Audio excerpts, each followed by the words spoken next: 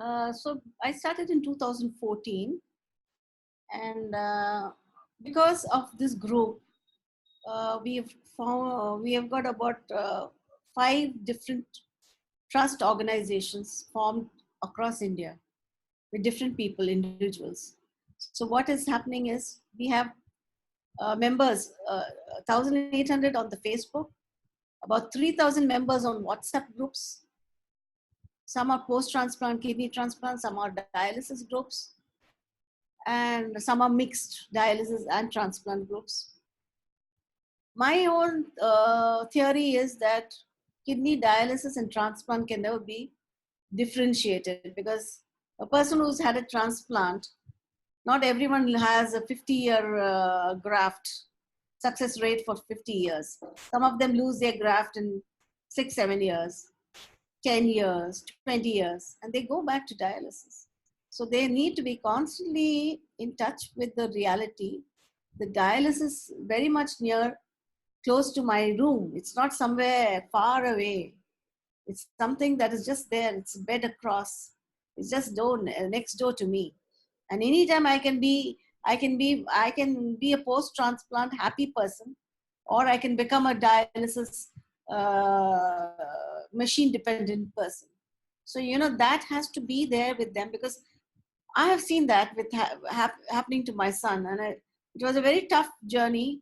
At the time when you lose your kidney, when you lose your transplanted kidney, it's the most difficult phase in life, because you feel you have actually had a death in the family, because you really see the person fall back to dialysis, trying to cope life on dialysis. And not many people are fortunate. My son was fortunate that I could go from Dubai to the US every 4 months. I would be with him, spend time, take care of him on his dialysis, get back. Because of the visa issues, I had to get back to Dubai. So we were able to manage his health and make him finish his PhD also. So, everything worked out very well for us, because we could manage that. How many people have the funds? How many people have the wherewithal to do so many things?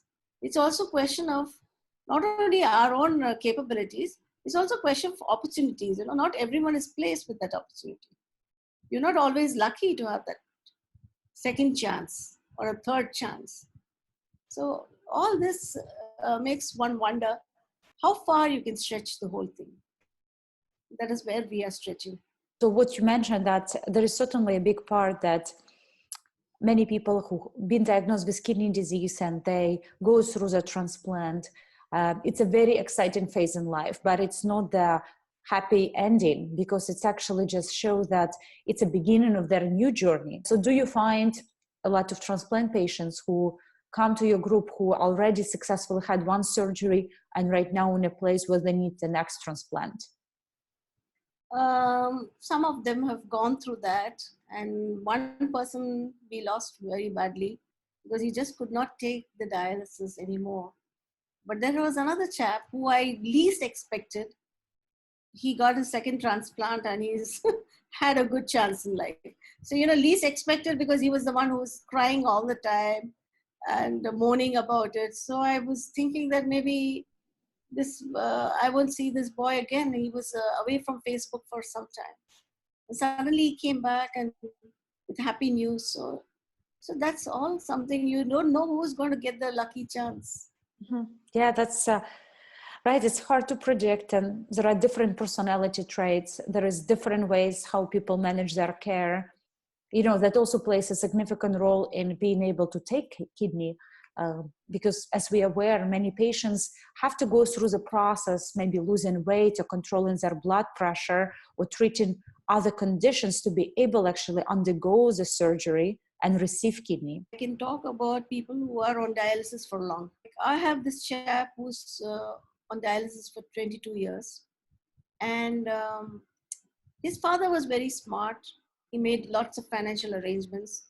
So this young man, I won't say young, he's in his middle age, 40 years or so, but he runs this company which supplies dialysis consumables to many hospitals.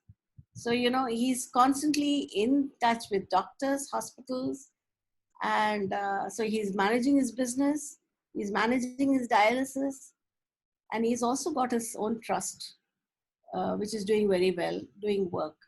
So all of us, all the trusts that we have in India are doing some work. We have programs like when 2014, I started this group, but I started doing workshops from Dubai. I would go to Pune, and we had this lovely conference there with about 125 people participating, and doctors giving them lots of useful information. So people feel they're not alone. But another 124 people sitting in the room, all of them kidney patients or struggling at some stage. So there is some sort of a joy, cynical joy in that. But well, there's also some motivation to go on with life. So we have these workshops, and this gentleman I talked to you about, his name is Anant Pagadala. He has he also has training for dialysis technicians. So he has his knowledge of dialysis is so good that he's able to share the knowledge with all the people on the Facebook. So on the Facebook, we have diet events, we have dialysis events. We have come out with a diet book also, renal diet book for all the patients in India. And it's going to come in languages, different languages in India. We have about lots of vernacular, regional languages. So about 8 languages we are going to come out with. And so there's lots of work we are doing, trying to communicate or trying to bridge gaps, and trying to make the patients feel that we are all there for them. And anytime, any need on renal diet, we have dietitians across India who will get trained now with this book. We'll be training the dietitians, whether they are an expert in renal diet or not. We will see that they come to this level of knowledge so that they can impart, they can give diet information to patients in smaller towns as well. So Kidney Warriors Foundation has funded this whole project. We paid the dietitians, and we got them to give us, the dietitians were so dedicated. They understood that we were doing a project which was socially aligned for patients across India. So they have spent many hundreds of hours to produce a fantastic book. And we are coming out with about 120 recipes, Indian recipes. So all the patients can enjoy food, and they'll know where they need to restrict, where the potassium is high. They just need to be watchful, and they know that, yes, this is something I should avoid, I should not be eating. So that is the type of knowledge that we are sharing. 120 recipes. I'm sure it can last number of months for patient just to create a new meal every day, or just, find the favorite ones. But you mentioned Indian recipes. So do you help to take a common recipes, cultural recipes that are very common in Indian cuisine, and interpret them and change some ingredients to make sure they fit in with the guidance of renal diet? Yeah, all these recipes are made which are renal diet friendly. So the recipe has all the micronutrient calculations, and it says that this has got so much of phosphorus. So and we have classified it according to which kind of patient can have this. A dialysis patient, a CKD, a person who has not started dialysis as yet, or it's a post-transplant patient. So we have classified it accordingly. So they can choose 120 recipes. See, India is a small country, but it's vast because of the regional aspects. So there are different people, different kinds of cuisines are there in India. You have, so 120 recipes is of all the cuisines. So you need to cater to many different palates. So that's why we have lot more recipes. It tend to be the renal diet always encourage patients to consume less sodium and having food that has more flavors, like Indian cuisine tend to have more spices, more herbs.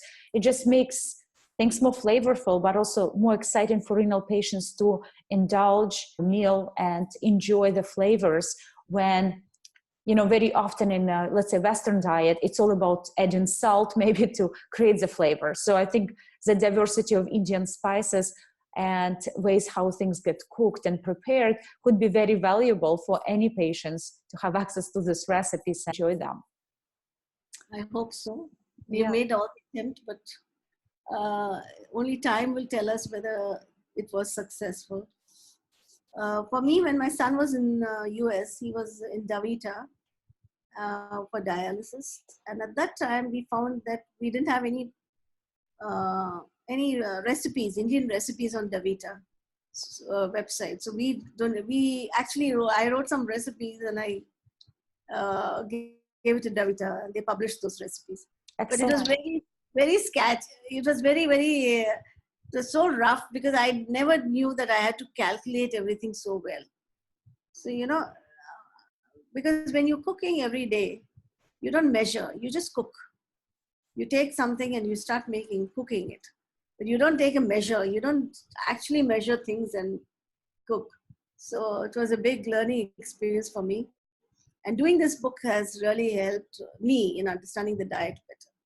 Mm-hmm. Yeah, it's really incredible that before kidney disease, many people just way less aware of micronutrients in their food, because the common knowledge usually comes to caloric intake, amount of sugar, amount of protein, carbohydrates, fiber we take, maybe the most, right? Even if people pay attention to this. But then when people faced with a renal disease, they need to learn way beyond this knowledge, and they need to know more about potassium, phosphorus in their food that are very often do not really show in the food labels. And it's hard to estimate for particular meal how much they consume. You mentioned you submitted some recipes to Davita and they were happy to publish them to bring the diversity in their menus. Where else you tend to share your recipes so some of our listeners could access some of these recipes and maybe, also join the Kidney Warrior group you have? No, the thing is, all this we have done, the Kidney Warriors Foundation has done this project, self-financed it, and we are giving it free to everyone. It's a PDF format. So everyone can have access to the PDF. They can write into us and get a copy of this PDF. Or if they are on Facebook, they can contact me, or even I'm on Twitter. So if they message me, I can give them the PDF. The idea is to spread knowledge. And we are not here to sell this. Though the books we have written is all on sale. The funds from the sales will be going to the patient for any small financial needs that they have. Like I mentioned about part financing for the fistula surgery, or maybe buying some medicines. And sometimes we also help patients by giving them a small amount for their transplant. So because it's too early, we just started in 2018, so we need time to build our own finances so that we can help many more patients. Yeah, that does make sense. But it's great that you provide this resource for patients that allow them to connect to your group, have access to the support and get their questions answered, as well as they can receive recipe book that will allow them to be more engaged in their self-care and have a little bit more fun with it, adhering to their diet. We are also encouraging pharma companies to take the book, put their own advertisement. Of course, they'll be paying us some money for that. And then they can circulate it, because that means printing and distribution is taken care of by someone else. I don't need to print books. And many people like to have a printed book, not a PDF. Mm-hmm. Because traditionally people like to have a printed copy. So that is one thing. And So Vasandra, speaking, so we talked about a couple of things today. So we spoke about your personal experience and your family experience going through kidney disease. We spoke about Kidney Warrior Foundation and all the work you're doing in the last 4 or 5 years, developing the group, impacting more lives. What are other engagements do you have related to partnership, involvement? Maybe you have any upcoming events that some of our listeners can follow you and have an opportunity maybe to meet you, or follow some of the conferences and the new books that coming up from your side? right now we have not planned anything. No conferences planned, but I have plans to take Kidney Warriors Foundation to another level, where we will try to have some doctors on our panel, so that we can have a lot of consulting work for patients, because the number of nephrologists are very small compared to the patients, and the disease is growing very fast. So we want to develop Kidney Warriors Foundation in a very broad manner, to see that we reach out to many patients in India. And so we have some detailed plans we are not able to share at this moment. But recently some developments have happened, which I can share at some other future date. I need to just add a few points. Now I'm actually going to work on the pediatric nephrology part of it, because more kids are now getting detected and getting transplants and stuff like that. And so many diseases, different types of diseases. So parents are also bogged, young parents, and we need to find some way to calm them, to guide them. So that is one area that we will be entering. The other area is that in India, some cities are very far advanced, like Bombay, Chennai, Hyderabad, Chandigarh, Ahmedabad. Some parts of the country, some states have progressed very well. They have good doctors. They have good support from financial point of view. Many trusts are there that keep funding them. But we have in the North India, we have some states that need to pick up. Some states in the far east, like Kolkata, not Kolkata as much as Assam. So these states need a lot of attention from us. We need to see that more facilities are created by the government, and we need to see that more patients get help from us. So we'll be doing programs in those areas, those states. Okay, so more geographical expansion. Yeah, we're going to look at the better, well-managed states and the ones which need help. So we're looking at it that way. Yeah, that's wonderful. It's really great that you can define those needs, and as a young organization, you can focus what is the highest priority. The people who are in a higher we don't have enough finances. With the meager finances, we have to see that we place it properly. We do justice to what we are doing. Vasandra, so I want to talk about one more topic about kidney disease on this podcast. And this topic is about being a caregiver. And since you mentioned that having your personal experience as a caregiver and spending more efforts with the Kidney Warrior Foundation towards the pediatric care for renal patients, what are your recommendations for young parents or parents who have their child diagnosed with renal disease, where they start, and what kind of qualifications a caregiver have to provide a good care? What are your thoughts on this? I think education will have to be basically understanding the disease, accepting the disease. First, it is like accepting. First, you know that you've suddenly got a thunderbolt, and you have to say, yes, there is a thunderbolt, but let's move on. Let's accept this. The denial, getting over the denial and getting information. So now gradually I find that many more awareness programs are being conducted all over the country, in India too.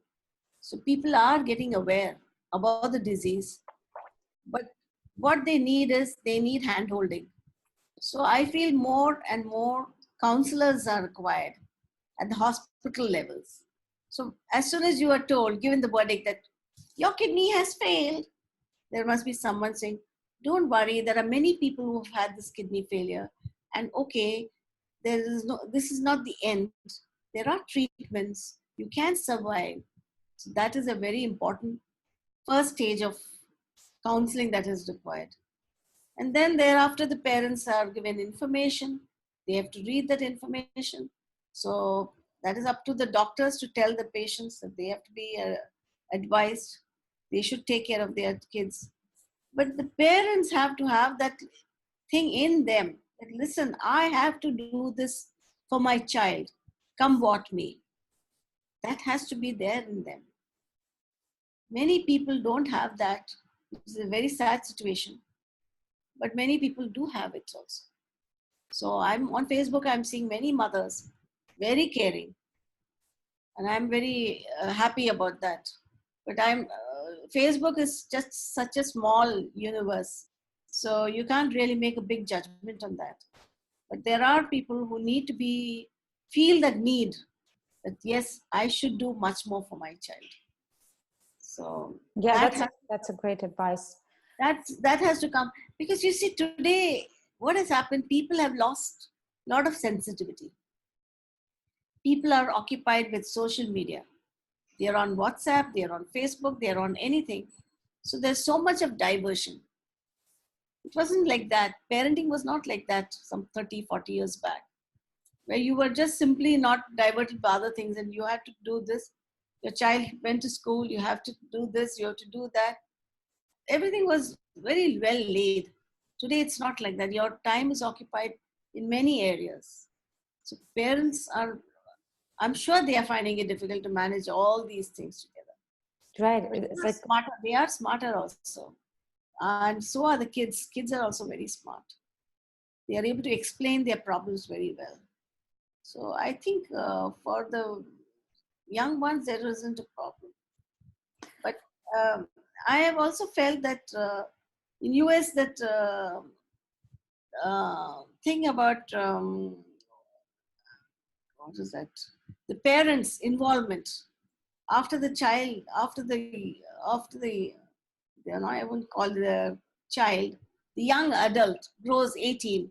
He has a full liberty to take all the decisions on his medical treatments. So I think that for kidney disease, there needs to have you just need to have the parent involved with the child in the treatments, because children can take any decision based on what they think is best. But the parent knows, a mother will know the limitations of a child, how far the child can stretch himself or herself. So the involvement of parents in kidney disease, where the younger adults are concerned, should be there. And the caregiver's role is so important, because very often you need help and you are not able to say, I need help. The words that please give me help, please help me, it doesn't come so easy. You won't reach out to your friends and your family when you really need them, because by then you built yourself a fort which says that, okay, I'm an independent person, I have to take care of myself, I'm supposed to do this myself, I can't ask my parents.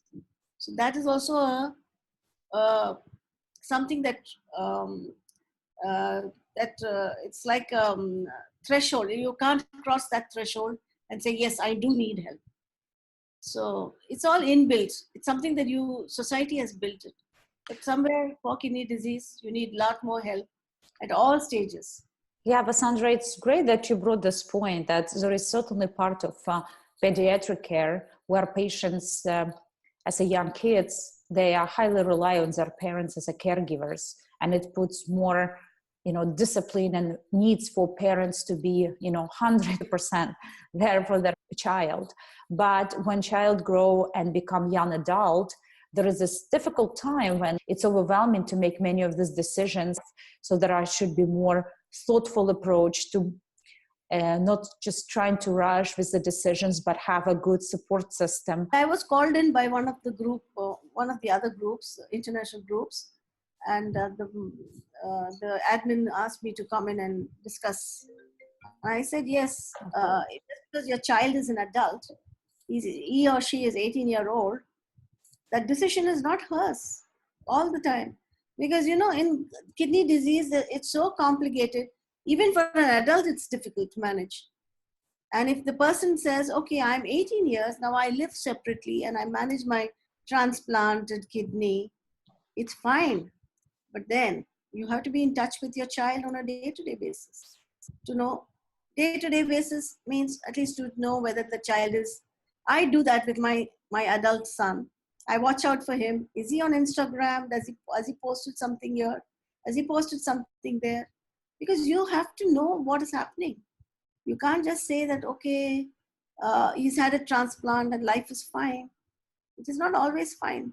And people don't come and tell you what is your problem. What is their problem? That is the problem.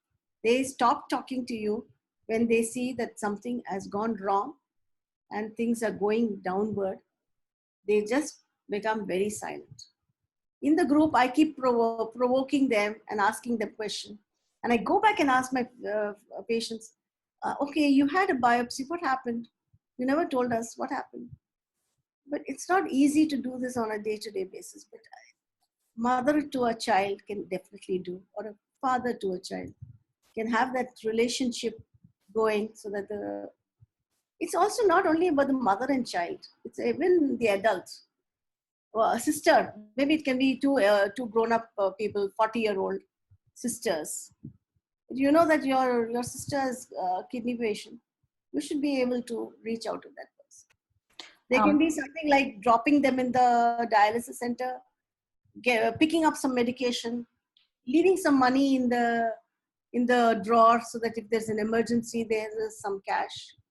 It must be small, thoughtful things that can be done and can make life very easy for them. Yeah, that is such a important step when there is an aspect of accountability partner or support system, when someone in a family learning the way, how do you support a kidney renal patient in your family, and what are the ways to support them. And there are a variety of things that could be done as a part of being accountability partner and making sure that the patients stay on track with their schedule, giving them a ride or sharing some time together, or taking time just learning what is their disease management looks like, that allow them to be more empowered and supported, right? So I really love this advice that for people who are maybe not a direct caregivers, but they know one who have kidney disease, or they actually have family member, to step in and take a time and spend time with a renal diagnosed family member and see the way how they can help. Even a small gesture could make a large change in the long term and improve their family relations at the end of the day. That is it. Yeah. Bonding improves, and a person has never felt that I'm alone, because I have seen on the Facebook many adults of seeing that nobody cares for me. My husband has left me.